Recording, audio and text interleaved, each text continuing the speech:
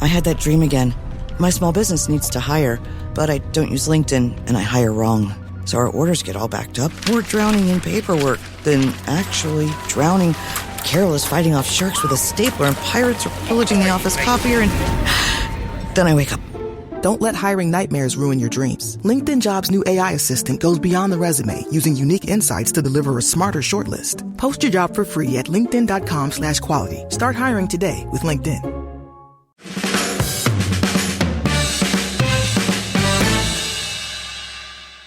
Welcome to No Question About That Daily. I'm Ed, today with Tom. How's it going, Tom?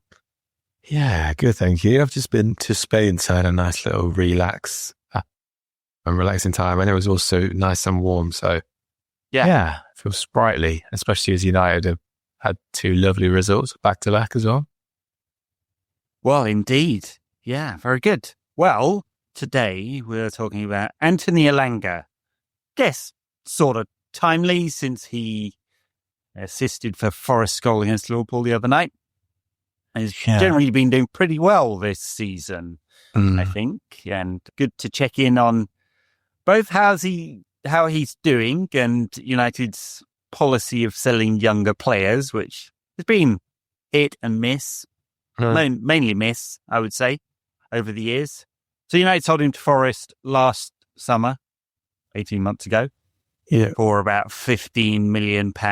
And I think it's fair to say he's had steady progression since then. He's now pretty regular in the Forest side, isn't he? Yeah, there were rumours that he was going to join Newcastle at the end of last transfer window as well, weren't there? I think it sounded like Newcastle made a late bid, 30 or 40 million for him, and Forest turned it down, because Forest are a very ambitious club, especially under their crazy owner Marinakis, and he has been a key part of their success this season. Like, the way they set up is just perfect for a player like Elanga to thrive in that team, like alongside Hudson-Odoi on the other side and Gibbs-White in that, I guess, 8-10 role. And then next to a big striker who's going to hold up the ball and bring you into play, and you bring him into play. You can kind of, from crosses, he's great at linking the game and obviously good at finishing as well. And like Elanga he kind of put it on a play, but I mean, Chris Wood still took it beautifully. And what I think is so good about Elanga is his ability to go both ways, because I think he's right-footed, but he's left-footed dribbling, which you rarely ever see. Like, the ability to dribble with both feet is so exceptional. And you watch Forest last night against Liverpool, and you think these guys haven't got their own luck, and I think that Elanga is one of the main reasons why they are where they are in the league. It's not fluke they're in that position, I don't think. No, right. I mean, Forest's success this season is built on the back of an excellent defence, I think, up there with Arsenal as one of the best defences in the league. And going forward, it's, as you say, it's that four up front that have generally played, that they've all contributed. Elanga's got goal and assist every other game. I mean, the numbers aren't staggering. Like, if you were to go on data alone, he looks like he's doing well, but I don't think anyone would say he's in the top tier bracket yet. But he's making progress. He's quick. He's decent at dribbling. He works hard. As you say, he's a good finisher. I think at United, there was some thought earlier in his career whether he played through the middle. Seems to have settled into mostly right side of that front three. Sometimes he's played off the left for Forest. And he's growing his career. I mean, a goal or assist every other game is pretty good for a player of 21 years. That would put him in a decent bracket. And as you say, the bid from Newcastle was a reflection of that, I guess. I mean, I guess the question for United is, did we sell him too cheap? £15 million. That looks too cheap now, and I don't think there's a sell-on clause either. Yeah, and if you kind of look at what formation we play now, and you think we're kind of struggling for players who can play and fit and suit that left and right wing back position, you think he'd be perfect in both of those, because like you say, he's lightning quick. It doesn't feel like there's anyone in the Premier League who's as fast as him. Maybe it is, and maybe it's just kind of the way that you kind of watch the game. You think, oh my God, that guy's quick, like a lie of the eye almost. But it feels like he's the quickest guy in the league. And his ability with both feet would make him a great wing back. And you think, like, it does. I kind of think this a bit with kind of our transfer policy at the moment. And you see like the Mainoo and the Garnacho story last week. And obviously we let go of Scott McTominay in the summer. And I think I was probably of the opinion that was probably the right move, right thing to do. But yeah, you kind of just think, maybe we should probably keep a hold of these kind of lads. Like, but then on the flip side of that, Elanga, in an interview with Rio yesterday, said that he felt like he was treading water at United, and he felt like he needed to get out there and really try and learn and improve himself and get first team football. So yeah, maybe it was, but maybe we could have sent him out on loan first or given him rather than kind of go full hog like we did with Ahmad, and obviously that worked wonders. Well, yeah, it's interesting because I think the policy should be you keep hold of your very high potential youngsters, and then those you think that those you're unsure of, you use the loan system and see whether they'll develop and they're late bloomers, and those you don't think will make it or don't fit in your squad development policy, maybe you've got better players ahead of them, you sell, and you try to sell them for as big a fee possible now, or with sell-on clauses and add-ons and stuff like that, so you monetize their progress later. I think with Anthony Elanga, probably didn't quite get it right. He was stagnating. I mean, he'd come into the side. I think a lot of people questioned whether technically he was good enough. Physically, no doubt. As you say, quick, an athlete, works hard. I don't think there was any problem with his professionalism. It was the technical side of his game that was a question mark. And he wasn't really regularly in the side. And so then you make a decision about whether it's the right one. In United's case, I guess the question was, at the time that we sold him, Ahmad had not progressed. We weren't sure whether he was going to make it. I think probably the odds were stacked heavily against him making it. I would, like, if there's people now who go, yeah, I knew he was always going to be brilliant, great, good for you guys. And he'd done well at Sunderland, but in the Championship with a not particularly good Sunderland side, he'd sat on the bench at Rangers, so there was no guarantee he was going to make it at all. And with Anthony Elanga, it kind of felt he was slightly ahead, but Ten Hag liked Anthony better for some weird reason, because he's a guy who produces absolutely nothing. So it's not a bad decision to sell. I wouldn't really critique the club so much. It just, in hindsight, we now have a better selling policy where we're attaching like either really big sell-on clauses or buyback clauses, or a bit of both. And a buyback clause basically with a reasonable fee makes it look like a loan, right? So you switch the risk or the benefit from having a loan fee to getting the benefit later if they do really well, as we see with Alvaro Fernandez or Alvaro Carreras, who's done blindingly well at Benfica. We have a low buyback fee, and we can take him back if we want for £15 million. And that would benefit everyone all round, right? And with Anthony Elanga, we didn't do that. It's 15 million straight fee, no sell-on clause, and United don't benefit from the progress.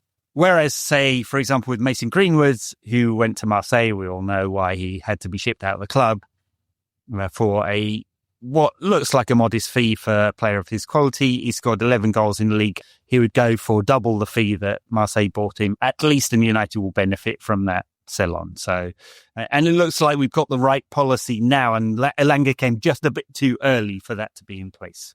Yeah, and it's not like we're also saying that, like, oh yeah, if we had Anthony Elanga, we'd be challenging for the top four or anything like that. He obviously isn't that good, and you kind of, he also came at the same time as Garnacho, and I remember us having conversations as well. Like, Garnacho has the higher ceiling, he has that higher technical quality, but I guess it's kind of a little bit sad when in yesteryear, when, I don't know, the Chelsea and Fergie days, like, this kind of player would have stuck around forever and would have been a great squad player throughout Fergie's tenure, like we had with like people like Cleverley or Welbeck, or obviously like people like John O'Shea, Phil Neville, those types of players as well.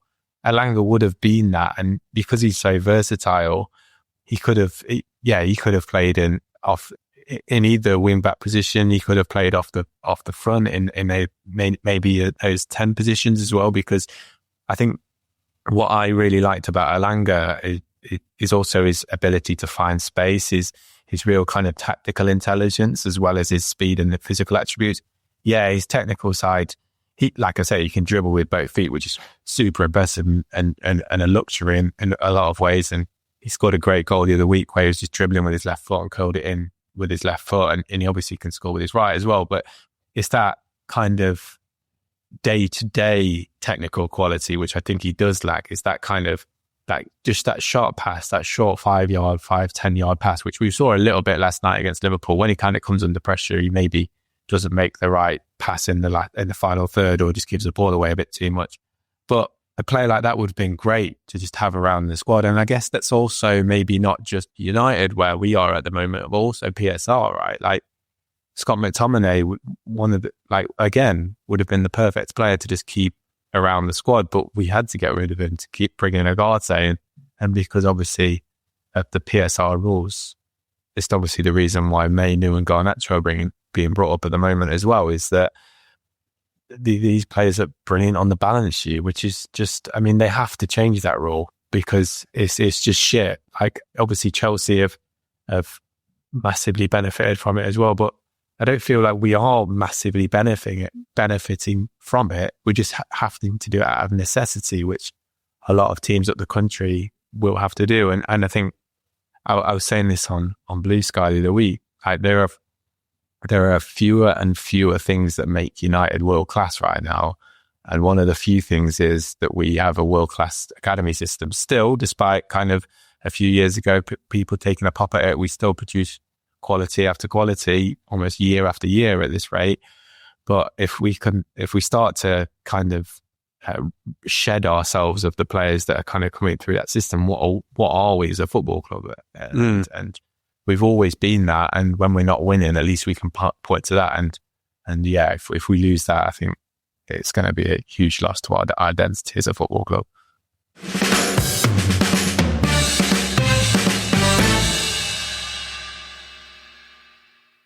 Yeah, it is very much part of United's identity. Funnily enough, I was just starting the bare bones of my newsletter for next weekend, thinking about the academy and the history of the academy and how it plays into all these topics. And it's part of the identity of the football club for sure. I mean, you've got the amazing record of having an academy player in every squad since 1941 or whatever it is. Thousands and thousands of match squads. And United fans are very proud of that. It's also a pathway into the first team. Obviously, that's very difficult. It should be difficult. It should be a very high bar. It's only a tiny percentage of a tiny percentage that ever make it to the top. That's just the nature of elite sport. And then there's third part now, which is also a revenue stream. And Chelsea and City have done this very well, where they sell off players that they don't want. And in City's case, it's not to meet some kind of arbitrary PSR deadline, because they have all the money of a state and £200 million worth of state-related sponsors to help them with that part. It's just a revenue stream, and they've done it extremely successfully. And they made a few mistakes. I mean, I think they probably regret selling Cole Palmer at this stage, because although they got a £50 million fee, he's clearly worth well more than that now and producing huge numbers for Chelsea. But for the most part, they've done very well selling younger players. For United, I mean, I think we do sadly have to think about it. We're thinking about it in a very negative way at the moment, which is, well, we can book all this money immediately because of the way that accounting works. I mean, obviously zero book value for an academy player because you haven't spent anything. So the asset is worth zero on the books. And as soon as you sell him, you are able to put that all onto your book straight away. And then, of course, you split the fee on any incoming over the course of their contract, typically 5 years, right? There's no magic money tree here. this doesn't, like, in the end, this all has to wash out over the 3-year period of each PSR cycle. You don't invent money, but it allows you to kick the can down the road on trying to balance your books. And so therefore it can be very useful. That's a negative side. The positive side is if you can get 15, 20, 30 million pounds for an academy play you don't think quite fits your squad right now, or isn't the right style of player, or isn't in quite the right development point to make it, then that's super useful as well. Yeah. Then there's the other one. So like Scott McTominay, I think it's more of an anomaly in this, in that he's an older player that's come through the academy system, very useful to sell.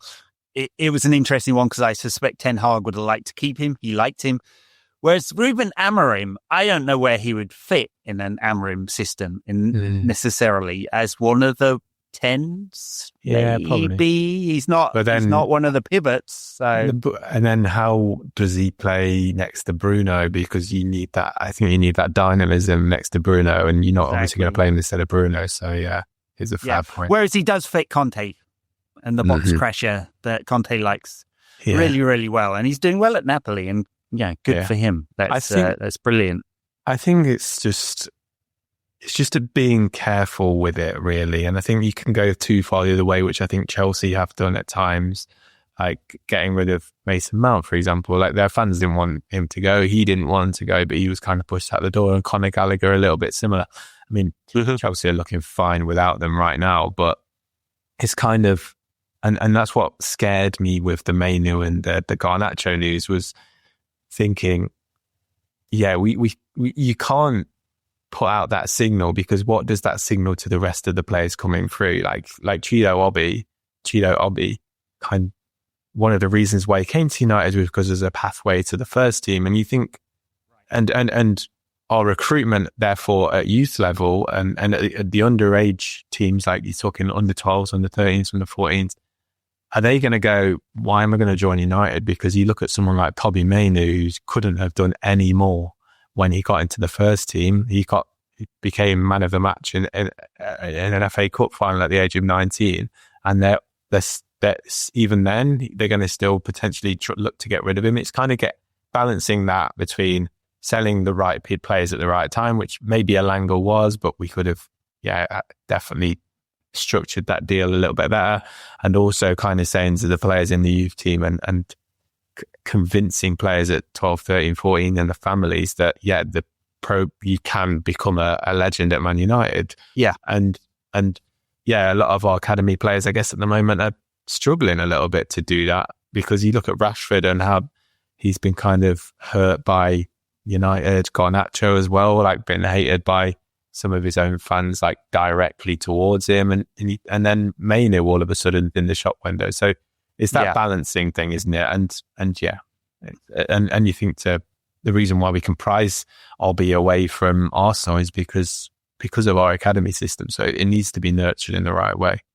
Well, I think that's absolutely right. And a few years back, when Manchester United players were sending their kids to the Manchester City Academy, that was a massive red flag about how United were thinking about the academy. I think that's turned around completely now.